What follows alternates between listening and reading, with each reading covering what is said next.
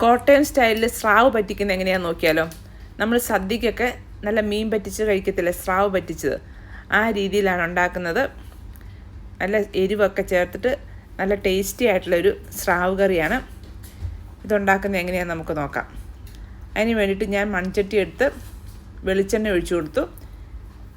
എണ്ണ നന്നായിട്ട് ചൂടായി വരുമ്പോഴേക്കും നമുക്കതിലേക്ക് കടുക് ഇട്ട് കൊടുക്കാം. കടുക് പൊട്ടി വരുമ്പോൾ കുറച്ച് ഉലുവ ഇട്ട് കൊടുക്കാം. നിങ്ങൾക്ക് ഉലുവ പൊടിയാണെങ്കിൽ ഉലുവ പൊടിയായിട്ട് ഇട്ട് കൊടുത്താൽ മതി, അത് അവസാനം ഇട്ടാൽ മതിയാവും. ഇവിടെ കടുകും ഉലുവയും പൊട്ടി വന്നിട്ടുണ്ട്. ഇതിലേക്ക് നമുക്ക് കുറച്ച് കുത്തി അരിഞ്ഞ് വെച്ചിരിക്കുന്ന ഇഞ്ചി ഇട്ട് കൊടുക്കുക. ആദ്യമേ ഇഞ്ചി ഒന്ന് ചെറുതായിട്ടൊന്ന് വഴറ്റി വരുമ്പോഴേക്കും അതിനകത്തേക്ക് വെളുത്തുള്ളി ഇട്ട് കൊടുക്കാം. ഇഞ്ചിയും വെളുത്തുള്ളിയൊക്കെ പ്രത്യേകിച്ച് അളവൊന്നുമില്ല കേട്ടോ, ഇച്ചിരി നന്നായിട്ട് തന്നെ ഇടുക. ഇച്ചിരി കൂടുതൽ ഇടുന്നതായിരിക്കും ടേസ്റ്റ്. അതിന് ശേഷം നമുക്കതിലേക്ക് കുറച്ച് ചെറിയ ഉള്ളി ചേർത്ത് കൊടുക്കാം. ചെറിയ ഉള്ളി സവോള ചേർക്കില്ല, ചെറിയ ഉള്ളി തന്നെ ചേർക്കണം. എന്നിട്ട് ഇതെല്ലാം കൂടെ കൂടി നമുക്ക് നന്നായിട്ടൊന്ന് വഴറ്റിയെടുക്കാം. ഇവിടെ ഇതെല്ലാം നന്നായിട്ട് വഴറ്റിയെടുത്തിട്ടുണ്ട്. ഇതിലേക്ക് ഇനി നമുക്ക് പൊടികൾ ചേർത്ത് കൊടുക്കാം. എരിവില്ലാത്ത മുളക് പൊടിയാണ് ഞാൻ ചേർത്തിരിക്കുന്നത്. പിരിയമുളകിൻ്റെ പൊടിച്ച മുളക് പൊടിയാണ് ചേർത്തിരിക്കുന്നത്. നമ്മൾ എടുക്കുന്ന മീനിൻ്റെ അളവനുസരിച്ച് മുളക് പൊടി ചേർത്ത് കൊടുക്കുക. നന്നായിട്ട് മുളക് പൊടി ചേർക്കണം. പിന്നെ പച്ചമുളക് വേണമെങ്കിൽ പച്ചമുളകും ചേർക്കാൻ കടയായിട്ട് പച്ചമുളക് ചേർത്തിട്ടില്ല. ഇതിന് ശേഷം ഇതിലേക്ക് നമുക്ക് 1 ടേബിൾ സ്പൂൺ മല്ലിപ്പൊടി ചേർത്ത് കൊടുക്കാം. കറിക്ക് നല്ല കൊഴുപ്പ് കിട്ടുന്നതിന് വേണ്ടിയിട്ടോ. പിന്നെ കുറച്ച് മഞ്ഞൾപ്പൊടി.